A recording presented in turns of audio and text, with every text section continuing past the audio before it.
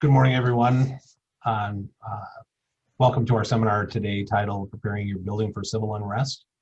My name is Bob Spratt. I'm the chair of the St. Paul Boma Security Steering Committee. I'd like to thank all of you for taking the time on your schedule today to participate in our seminar. Civil unrest is a subject that concerns all of us. It's especially concerning to commercial property owners since these buildings are frequently targets of unrest. The Twin Cities has experienced many incidents of rioting over the past 4 months, and it's possible it will continue in the future. Our hope today is that if you do not have a plan in place already regarding civil unrest, that you may get some information that is useful to the development of that plan, and or is perhaps hear some new information from our seminar here today that could expand on an existing plan.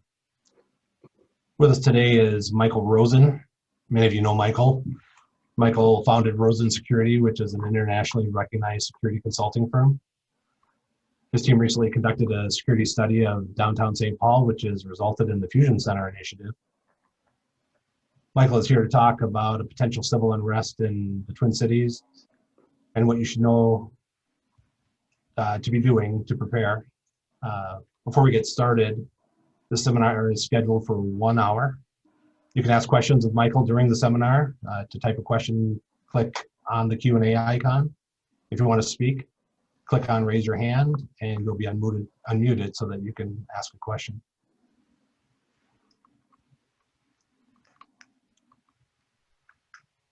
So let's get started. Michael, welcome and thank you for conducting the seminar. I'll turn it over to you and we can get started. Great. Okay, good morning, everyone. Can you hear me and hopefully see me?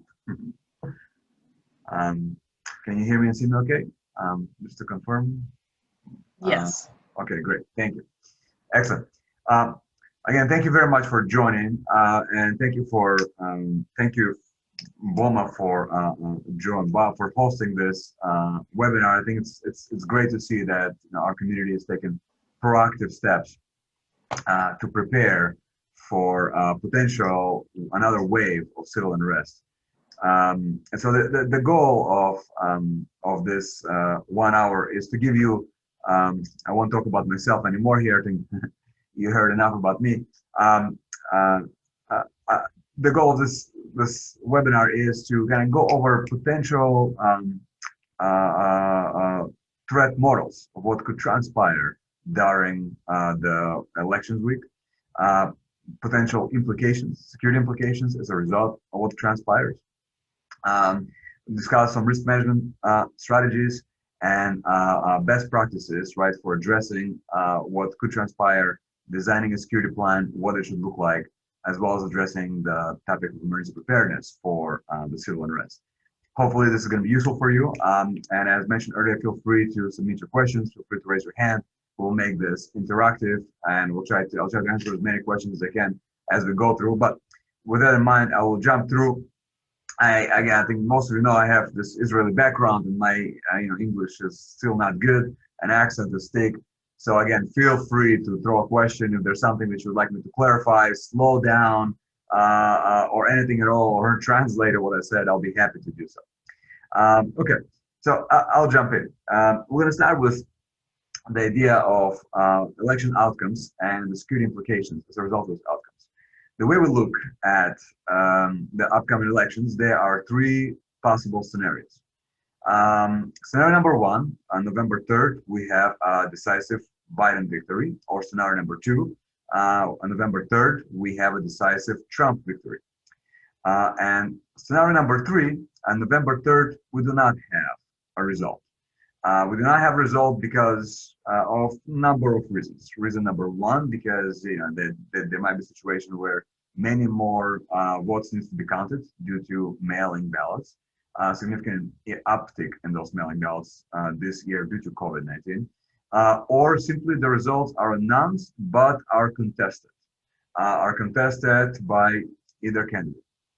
And you see this scenario is highlighted in red. It's because it's intentional, and I will dive into what this means to us. But this scenario is of most concern from a security standpoint to us. So let's kind of explore this a little further, right? There are additional contributing factors for these elections that distinguish these elections from just about any other elections in recent history. There has always been polarizations, and elections are traditionally known to attract, protests, to attract, movements, and that's all legitimate and it's all great. This year is different than many other years from a security standpoint, from a threat standpoint. I think it's important to acknowledge the differences because they are significant. The overall level of national divisiveness and polarization in 2020 is unprecedented. The country is truly divided, and there's significantly more extremes in its divisiveness, which is just dangerous, dangerous from a security standpoint place to be. The death of George Floyd certainly happened right here in Minneapolis, and we have seen end of May, June, we have seen the outcome of the riots and civil unrest as a result of the incident. The emotions, right, and the movement that started as a result of George Floyd's death, right, is still alive. And elections, right, are going to add another energy to this movement. The COVID-19 pandemic, right, we cannot ignore that we are all in this, we're living through a pandemic. And we know that we already see the examples of pandemic causing significant challenge for people's mental health, for people's well-being. And it creates a lot of stressors on day-to-day life, economic and other relationship-like stressors. And those stressors, right, is another important factor here that could play out as a result of the energy associated with the elections. The recent death of the Supreme Court Justice Ruth Bader Ginsburg and associated political movement and the energy around that, right, is only going to grow between now and the elections as the confirmations of Amy Barrett are going to take place. And then there's crime, right? We're going to talk a little bit about crime, and I'll outline that because it also has significant implications to all of you.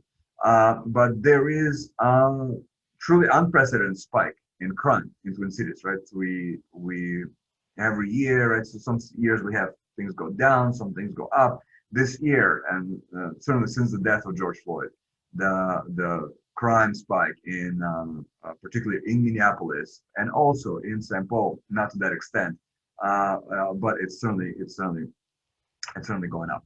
So let's kind of outline those scenarios, right, and the security implications of what that means if each one scenarios materialize. Note that this is nothing more than intelligence-based prediction that me and my team have analyzed and put together. No one, of course, knows how things are exactly going to pan out, but this, I think, is a safe guess of what could transpire. Scenario number one is a decisive Biden victory. On November 3rd, the results are announced, and Joe Biden is confirmed as the winner of the election. In that scenario, right, there are two kind of trigger points that could spiral the events that we could see.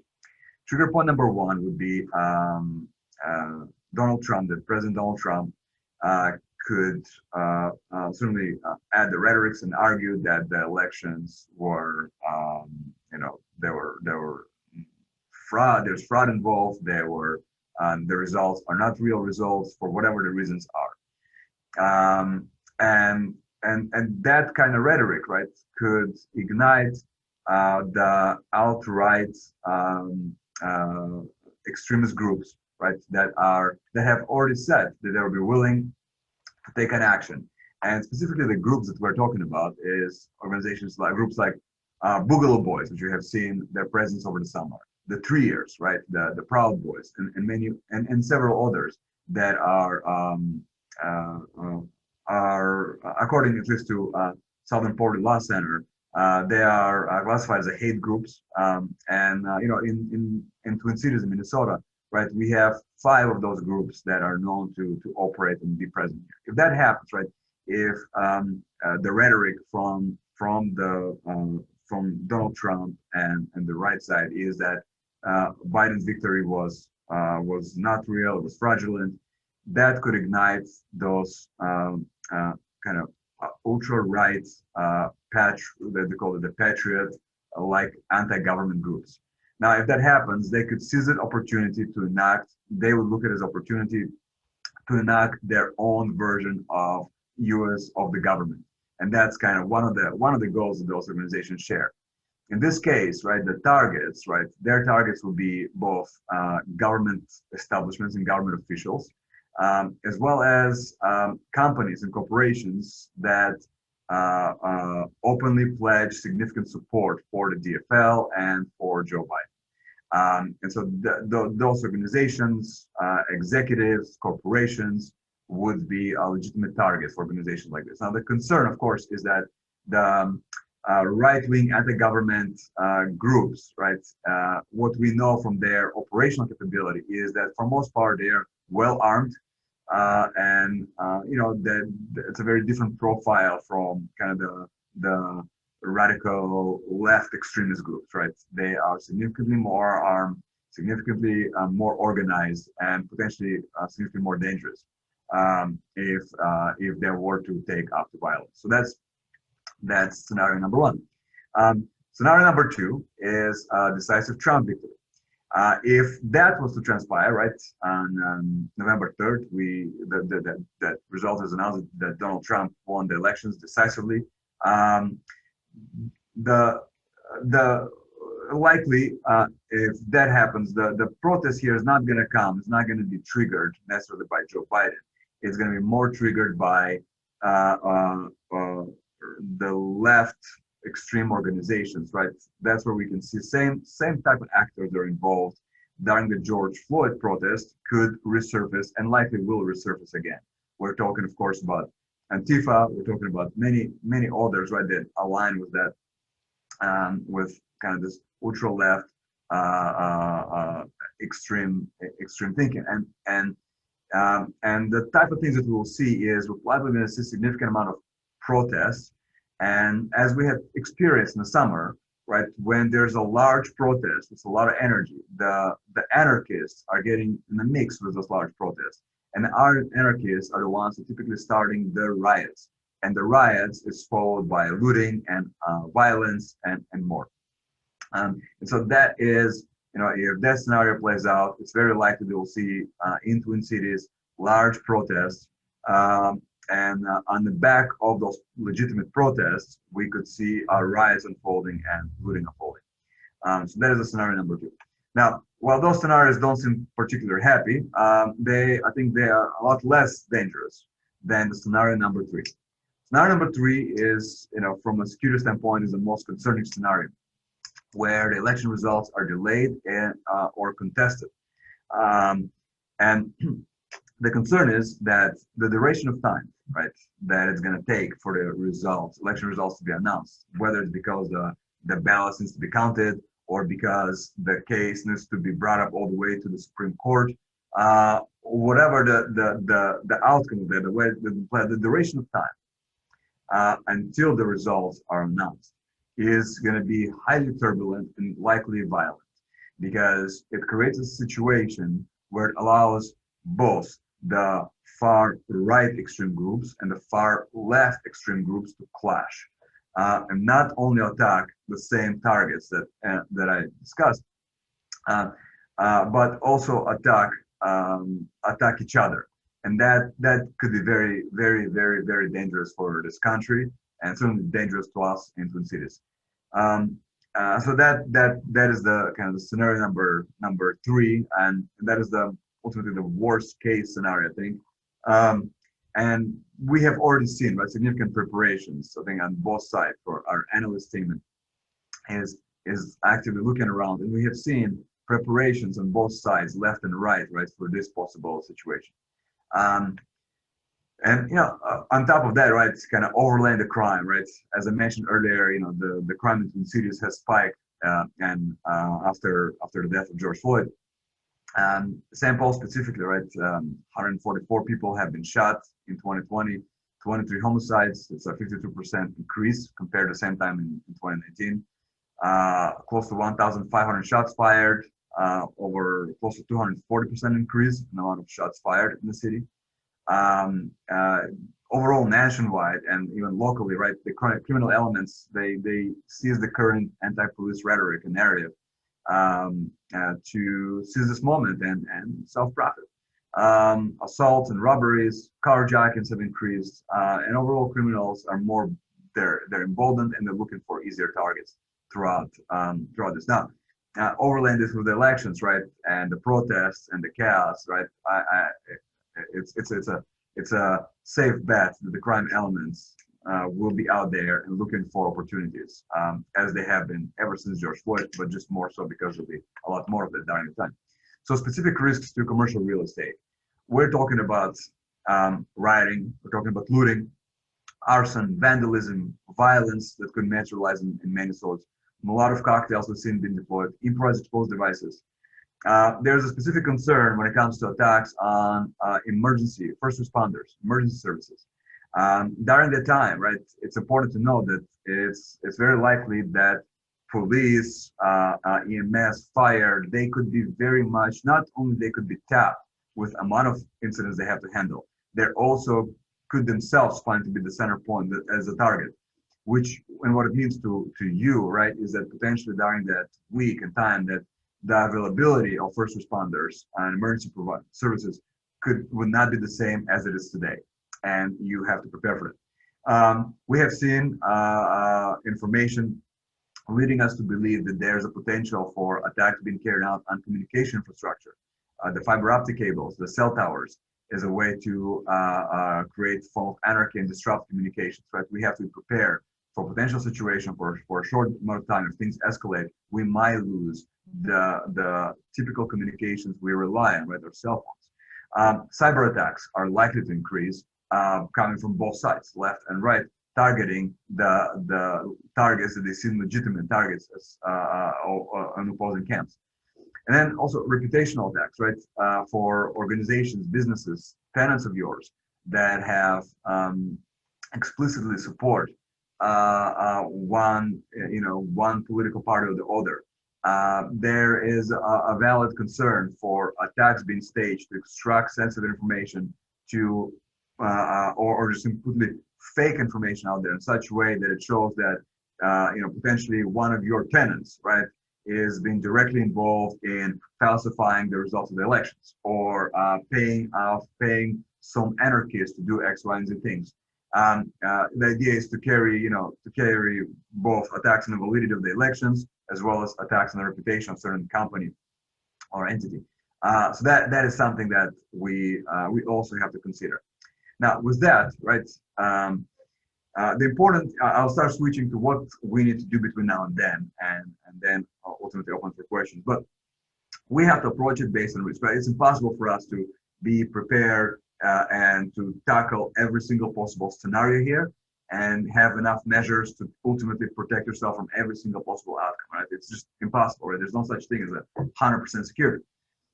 But you have to start internally with a conversation of what risk, first and foremost, is acceptable to you. What risk, is damage outside of your buildings, is damage to your lobbies, potentially, is a fire here, a fire there, is what is acceptable? What is the level, what is the type of risk that you are okay knowing that it could happen, and you have insurance provider, or you have other backup strategy to deal with that, you're okay with it. There are other risks that you will say that it's simply unacceptable, something that you cannot live with, and something that is going to be cost prohibitive or reputation prohibitive or business prohibitive for you to accept.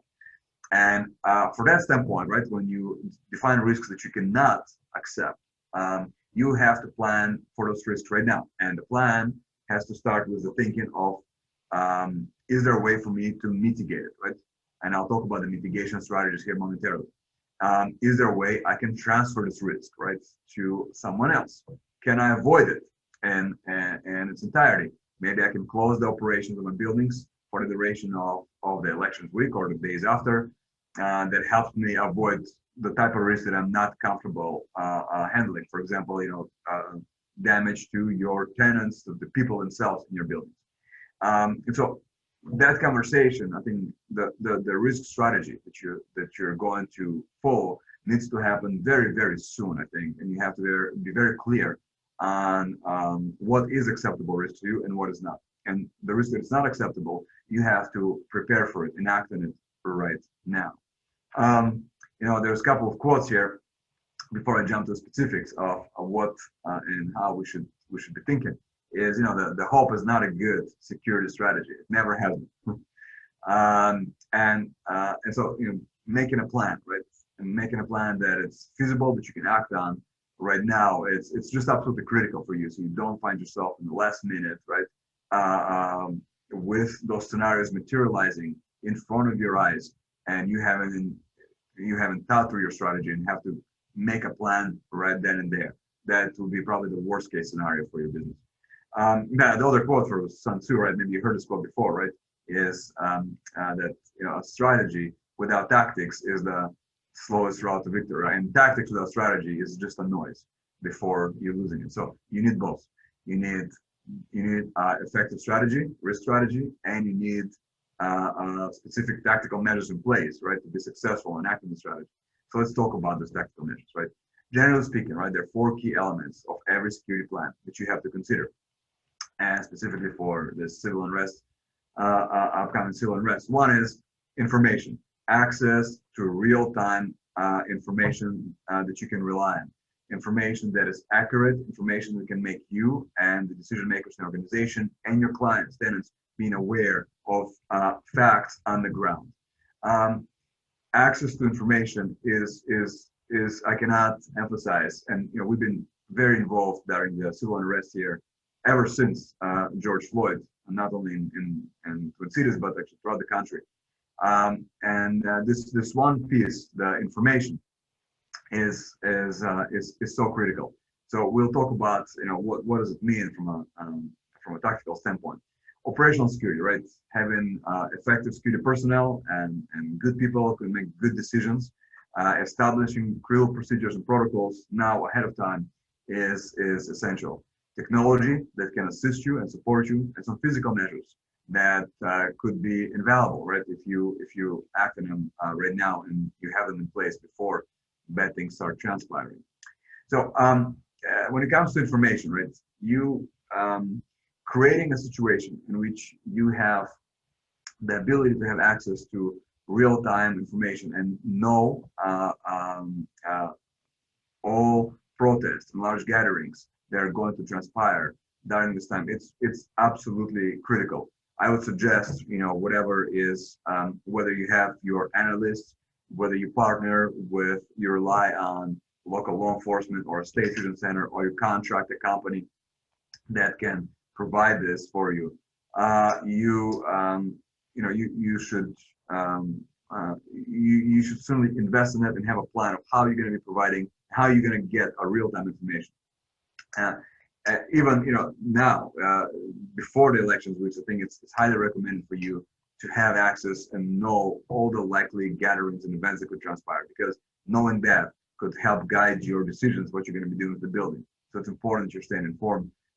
It's also important to inform your building occupants, your tenants, your employees, right? They need to know, and they need to, to the extent, help them make their own decisions, but just to inform them that it's near your building and here's the potential risks. I think it's critical. If you do know of known protests, right, it's important to plan pedestrian and vehicle routes that can help your tenants and yourself avoid the potentially affected areas. And that should be communicated ahead of time, knowing that something's going to happen, 2 blocks north of you, right? You can expect that X number of streets likely going to be busy and things could transpire there. You want to think about other access points and provide the communication ahead of time. As I mentioned, right, whatever the way for you to do it, right, whether it's relying on local law enforcement, dedicated analysts on duty that you could hire or you contract, or I think access to real-time information is absolutely important here. When it comes to security plan, right, the security plan has to adhere to those 4 objectives, right? The objective of deterring deterring threat actors, making your buildings not a desirable target, have to detect the evolving threat early enough in advance, having the ability to prevent the threat actors from being successful, and having the ability to respond. So, here's some suggestions, right, that you can act on right now. Do a self-assessment of your exteriors in preparation for the elections week, and remove any unsecure objects at the exterior of the building that could be used as projectiles or barricades. Assess the exposure of your critical infrastructure that is exterior of your building, whether we're talking about transformers, we're talking about critical utility lines, data lines, see how those are secured. And if they're not, that's a good time to add on a layer of protective measures around them. So it's not appear easy to damage your critical infrastructure. Again, you could become a target if not only because protests and riots happen to happen in a near proximity, but also potentially because of your tenants that have open support and the high involvement with one or the other political camp here that could make them legitimate targets for the other side, of course. Secure dumpsters. Remove if they are anywhere in the vicinity or they're open access. Remove external garbage receptacles during that week for sure. Garbage receptacles create a great concealment area for a variety of devices, and so just removing that for the week is going to be beneficial. Parking rims. Really take a look at your parking plan. The recommendation is to have those parking rims secure. And if you have some unsecure vehicles that are commonly parked, your building vehicles are commonly parked outside the building or in like a loading dock areas that can be easily accessible, those vehicles should be removed because they not only damage to the vehicles, but the vehicles themselves, right, could be an opportunity to cause harm to the rest of the building if they, for example, explode and start burning.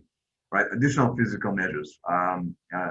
Just generally take a look at your perimeter of your building, and identify weak points and that you might want to harden. Right. Windows. If you have a glass, and I assume most of you have glass, you probably have seen in Minneapolis, right, the trends on Nicollet Avenue and other buildings proactively to start covering their windows, right, ahead of non-scheduled events that could be now quite contentious. So, election certainly is one of them. Consider covering your windows. Consider also potentially if you don't have protective material for your windows and your glazing, it's a good time to take a look at security films, other materials that can be put on outside the windows that can protect your windows from easily being crushed, damaged, and used as an access point to your facility. Take a look at your access points. Look at your doors, all the access points, and have a plan how you're going to control them and how you're going to harden them. You still have to use them for the duration of the week and beyond, but they have to be controlled and they have to be hardened. If you have some assets inside your buildings and your tenants have some assets inside your buildings, that the loss of those assets is just it's too high from a risk standpoint, you might want to remove those assets from the building to a more remote location. High visibility of quality security personnel, right, is important, right? When it comes to the most common threat actor, the looters, the criminal threat elements, they're looking for easy opportunity, right? To easy opportunities, they are not necessarily looking for confrontation with authorities or security personnel. They're just looking for opportunities to come in, steal, destroy, and walk away with something they can use. So, to the extent possible, right, and within your budget, probably plan for extra visibility and extra presence of security personnel that could provide that necessary deterrence. Most of the bad things that we know are generally happening after dark, right? That's when bad things really start transpiring. And so look at the calendar, and knowing that the dark is happening a little sooner, you might want to think about a plan where your tenants, employees, occupants of the buildings are just not present in the dark, meaning you finish earlier, and building is closed earlier during that week. Think about political stickers. So if your building, for example, as a building, you wanted to put some political stickers, it's all good, right? Right now, it's all good. Your employees, I'm sure, tenants, they all, many of them, I'm sure, drive their cars and with political stickers, which is absolutely good. But just know that during that week, right, specifically that week, when the tension is going to be so high and there's a high likelihood for bad things to transpire, take a look at the signs that appear in the perimeter of your building. And it might be a good idea to inform your tenants and employees of associated risk to their personal property, to their vehicles, to themselves, because of the political stickers, regardless of whatever the camp, whatever political camp the sticker belongs to, because there will be opposition, right, as a result of the results of the elections we outlined earlier. And seeing the stickers and the signs will make their vehicles, their property, and themselves potentially legitimate targets during those very turbulent several days that could transpire. And when it comes to days, right, again, the time frame that we have in mind is for scenario number 3, which is the most concerning one. Could be potentially up to a week to 10 days until if the results of the elections needs to go to a Supreme Court, needs to be recounted, needs to be counted, whatever the situation might be. It could be week to 10 days. Those are the days that is very likely for us to experience violence in the city. When it comes to detection, right, you want to have the ability to recognize evolving threats quickly. Think, this is, I know the fusion center is being developed as we speak, and it's still not quite functional. But nevertheless, think about maybe organizing yourself a little bit with information sharing. For sharing in the form of, at a minimum, right? I don't know if it currently exists, but consider getting something like maybe property managers get on the same WhatsApp group or a Slack group or something else, right? Really easy like that. That maybe create some groups for security personnel that's working around the buildings, create some groups for property managers, and make sure the information starts flowing, right? Because there's a power in numbers here. And the more of and can share information in real time, because you see something from your cameras, you see something from one of your tenants who reports you, whatever it may be. Sharing this in real time could be really, really detrimental for the success and the risk management strategy here. If you can have a dedicated analyst, right, kind of working with you and informing you of everything that's transpiring during that time, I think it's very, very beneficial. If you can, to extent you can, share radio communications between security personnel and building management, that could also be great. Sharing incidents, right? Having some sort of database, internal database, where you can see what has transpired, what are the threat actors. That information should be easily accessible to security personnel, property management personnel.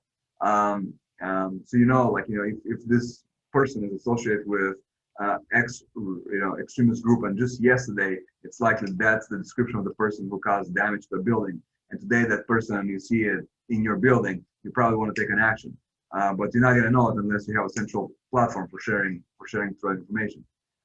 So something to think about and act on now. Surveillance capability.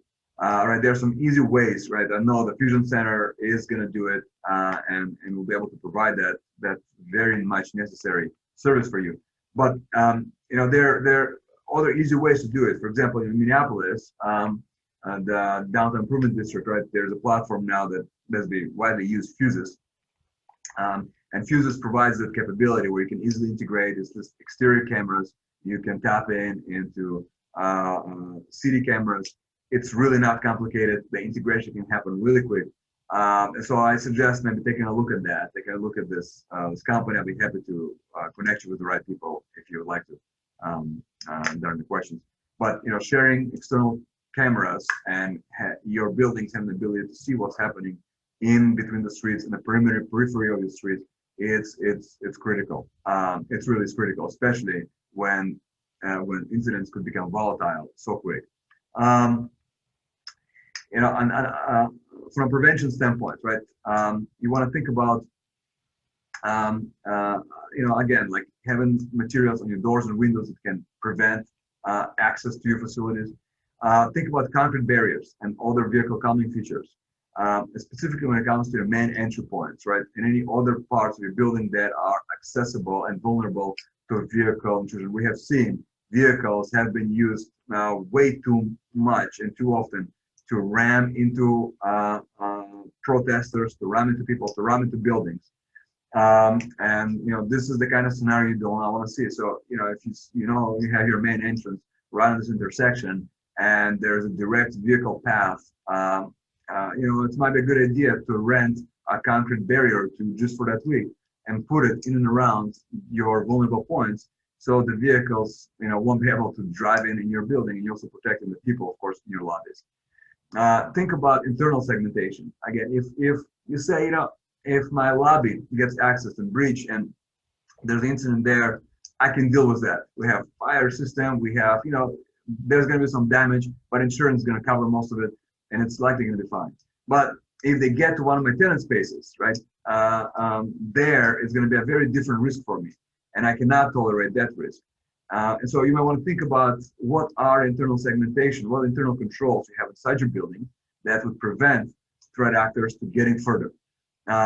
Elevators that are controlled, stairs that are controlled, doors that separate each floor that are controlled, and so on. But think this through, right? Think through your internal segmentation and what are the internal vulnerabilities that exist within your building if your lobbies and common areas were to be breached. And again, effective security personnel can be a difference here between damage occurring and damage prevented. When it comes to response, right, the objective is to minimize the damage and recover as quick as possible when incidents do happen.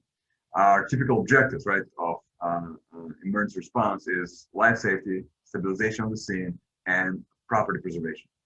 Now is the time. Now is the time for you to to think things through. And if you, I assume most of you have emergency management plans, emergency response plans in your building. I don't know how many of you have specific plans for civil unrest. And you know, that's the, you know, hopefully most of your plans are built as all hazards plans, so they allow you to function in a structured manner and manage incidents in a structured manner.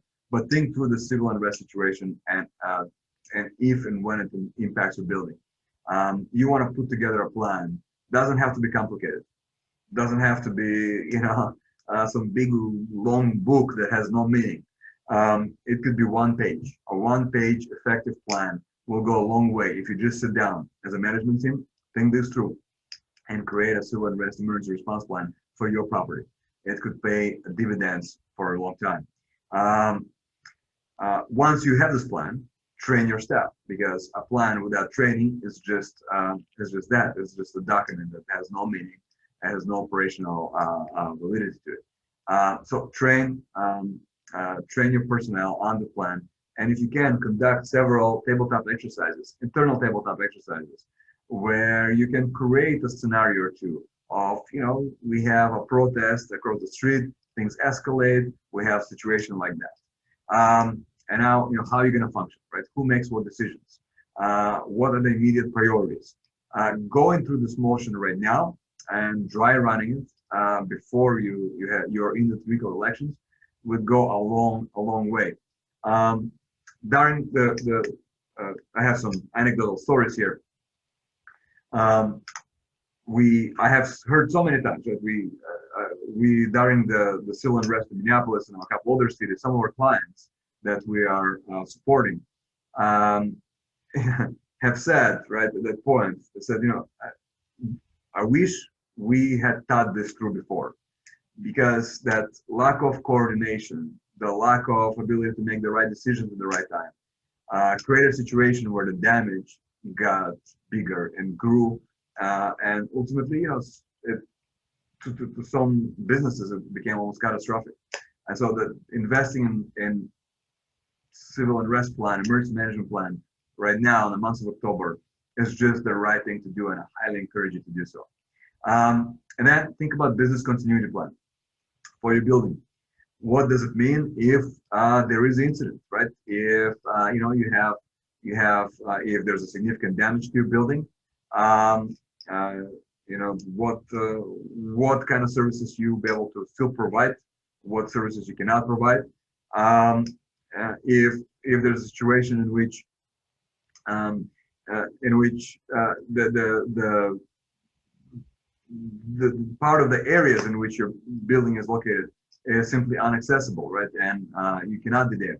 Think about this continuity of operations for you and your tenants, and encourage them, right, to have a plan, right, that allows them to operate in case bad things happen. Today with the technology, I think just about anything is possible. And I'm sure COVID helped with that idea because most of us are working remotely, I think, in any case. But it's a good thing to have a business continuity plan if something happens to your physical buildings and assets right there, or the area is just unsafe to be. Develop contingent transportation routes, as I mentioned earlier. Have a plan, right, of what happens if the common typical avenues of access to your building are not available. How would you transport? Think about the curfew situations, right? If you and your staff, your personnel, will have to be in the buildings. You have maybe some mechanics, you have some security people that have to be in the buildings regardless of what happens. But curfew, things get bad in the streets, and curfew is enacted again. Curfew that maybe starts at 5 or 6 o'clock in the evening because things are so bad. And you have to have buildings. You need to have a plan. How will your employees, right, go to and from the building during the curfew? You need to have probably some sort of relationship with law enforcement entities that will allow your people to go to and from the building without getting in trouble. Now's the time to test, arson and fires. We have seen it in Minneapolis. We have seen it just about anywhere where riots unfold. Fires is very, very common, unfortunately. And so now's the time to make sure that your fire suppression, fire prevention systems, fire detection systems, smoke detectors, everything's working, everything's functioning, and you can use it when it needs to be. So I wanted to leave here a little bit of time for Q&As and kind of just summarize this. The key points is sit down sooner than later this week, next week at the latest, and determine your risk strategy. What is acceptable risk? What is not to you? The risk that is unacceptable to you, you need to act on. You need to put measures in place to try to mitigate it now. Access to information and having ability to maintain a high level of situational awareness between now and specifically during the week of the elections is absolutely critical. Try to organize as partners, organize entities. Maybe BOMA can provide some support as well, but have the ability to share information and have access to real-time information. Know what are the planned protests and events that are supposed to take place. Each one of those protests during the week of the elections has the possibility of escalating and becoming something more. And there will be a lot of them. During the week of elections, we will see a lot of protests in Twin Cities. Create your security plan, right? Think about the information aspect. Think about the physical measures that we discussed. Think about leveraging technology, surveillance technology. Think about sharing your resources, and plan right now for your security operations, what it would look like during this week. And the last point is, as we just talked about, right? Create civil unrest emergency response plan. Make sure it's simple enough, and make sure it's trained to the people that will need to use it, and try it, right? At least in a dry format by tabletop exercising it. Try it. Make sure everyone will be able to act in when if worst happens. Also think about business continuity as we talked about, and you might want to again simply update the plans, what it means for you if the building becomes inaccessible, if it gets damaged. Your tenants have to be prepared and know that they will not be able to rely on this building for some time if that transpires. You also, I'm sure you are very in tune with your insurance companies, but it's always good to pay close attention, right, to your insurance clauses, because that could also guide your risk management strategy. The things that are not going to be covered, or that's going to be just impossible for you to act in, is a thing that you probably need to invest now to mitigate. So take a look at your insurance policies and what it means for you. Okay, I'll stop torturing you here with this bad English and terrible accent. I'll open here for questions if there are any questions and comments. Generally, again, I appreciate you being here. I appreciate you thinking ahead and being proactive.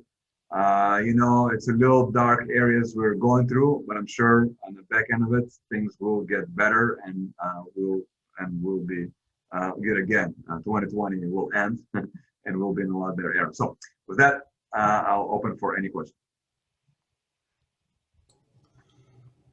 Okay, we're just searching the chats, and anybody who has a question, please hit the raise your hand button. If you'd like to ask Michael a question, then you'll be unmuted. And I have a few questions that popped up in the Q&A. I'll start with the first one.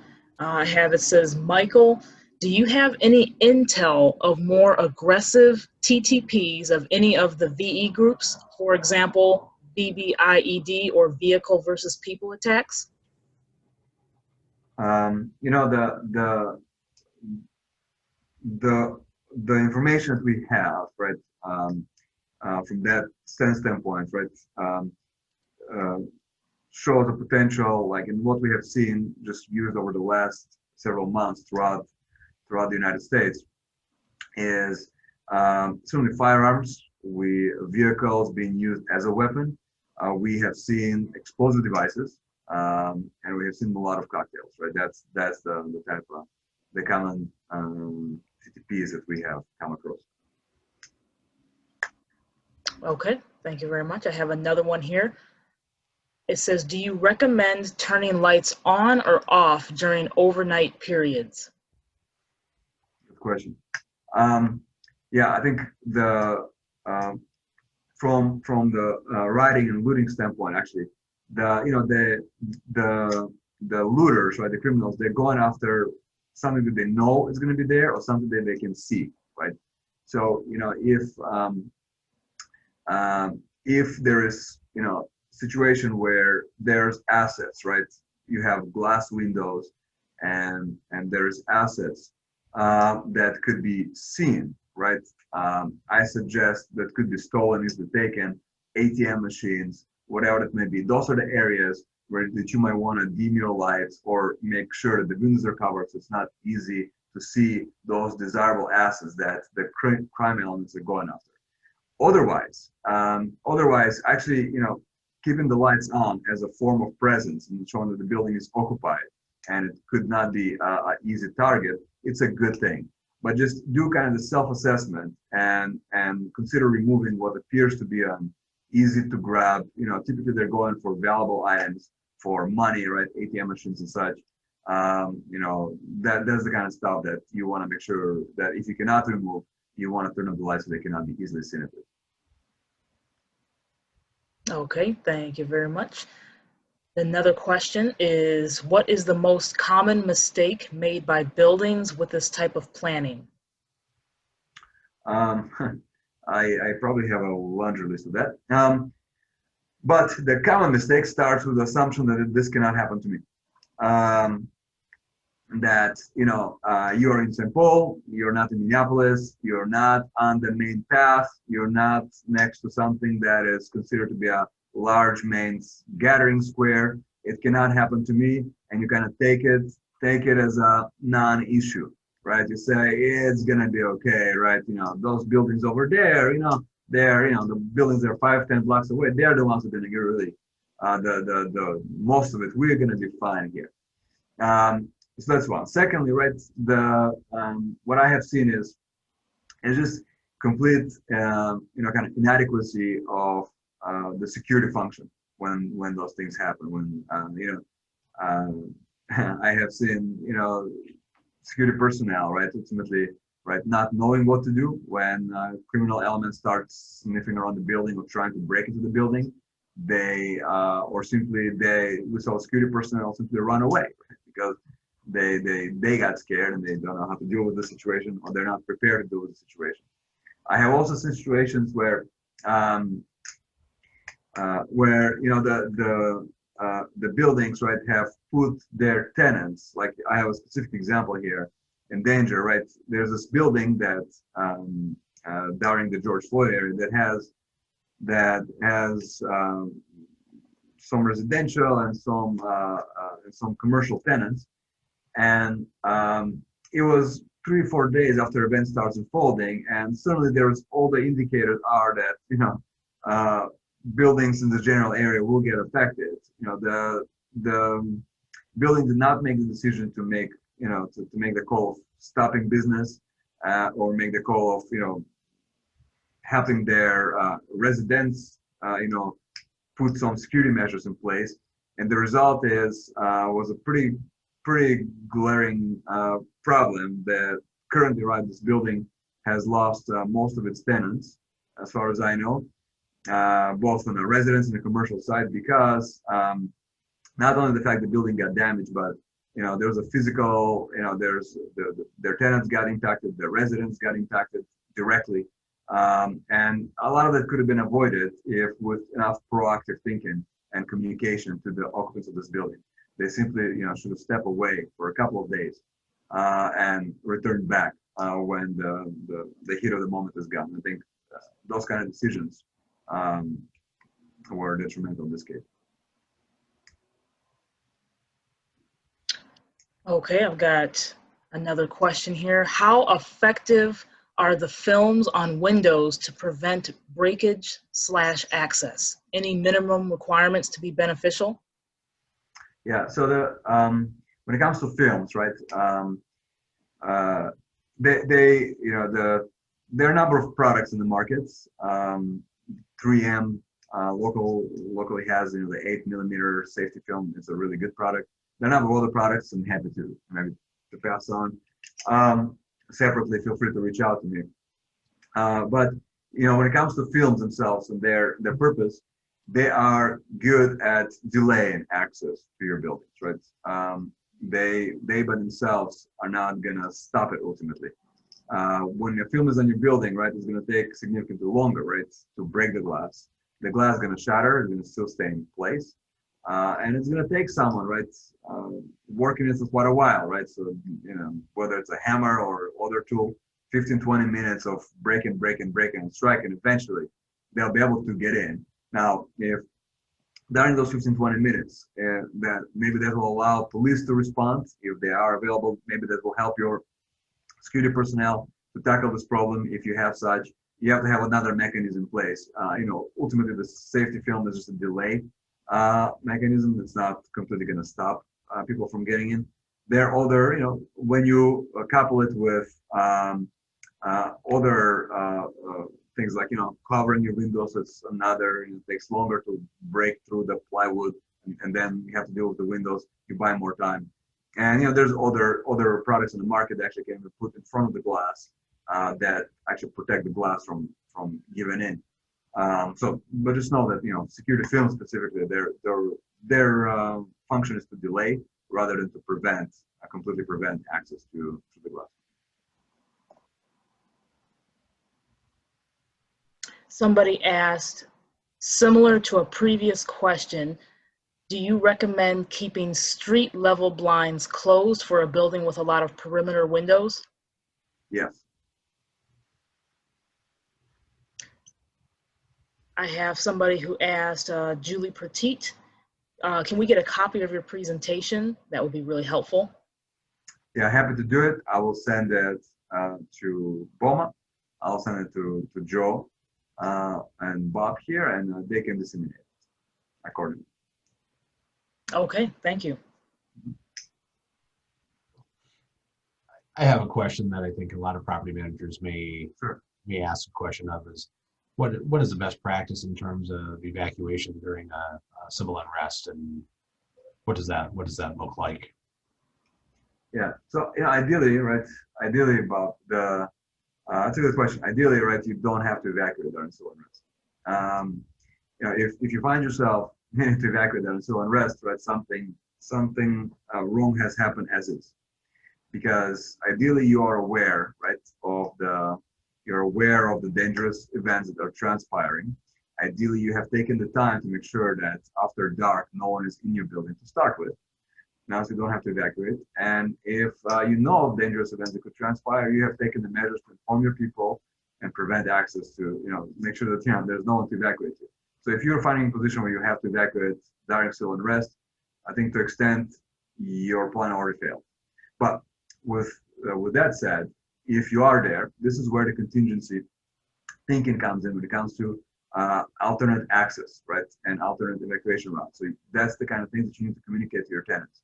And so, you know that something happens right on the north side of the building, and you know that the north and west side of the building is going to be likely packed with people and protesters. You don't want to throw there, right? You don't want to have your tenants and your employees exiting the main doors facing the rioters now, and that's going to be a problem. So this is where you want to direct them to the east side, the south side of the building for emergency exit, and they can get away from there. But that is the kind of thing that is not going to happen without situational awareness. That's not going to happen without pre-planning. So that's why it's so critical to have those plans now. And ultimately, you really should not be in a position that you need to evacuate anyone during civil unrest. I hope that answers it. It does. I think it's a really important thing. I've heard a lot of groups talk about evacuating, and it's one of those things where it's important that we hear from an expert that can explain it in such a way.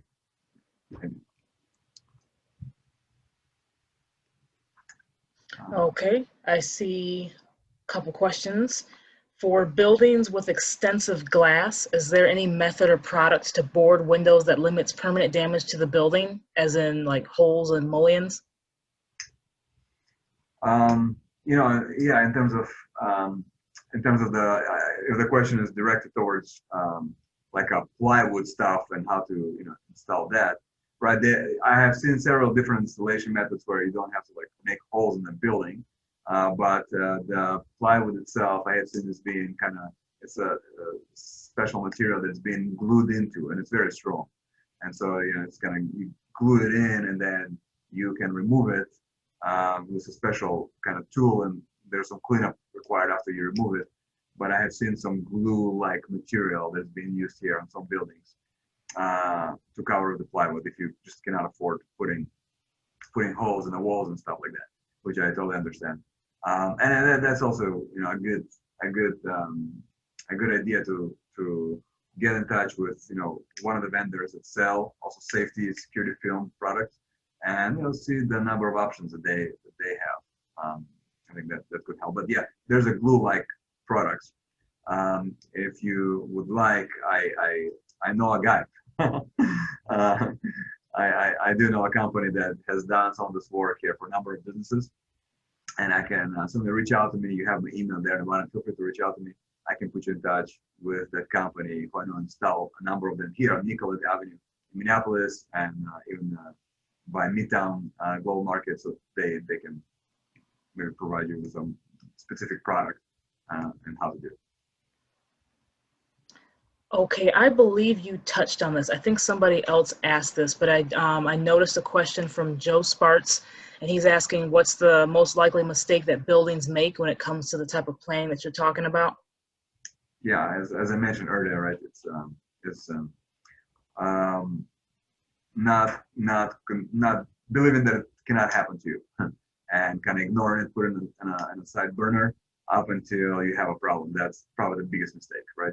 And two, I think the second thing, if it wasn't clear, lack of real-time information and situational awareness. That's a major mistake, where the buildings are simply preparing to respond to what happens rather than taking real step at being situationally aware of what's going to happen next week, what's going to happen tomorrow, where it's going to happen, who is there, what's transpiring right now, and making decisions in real time.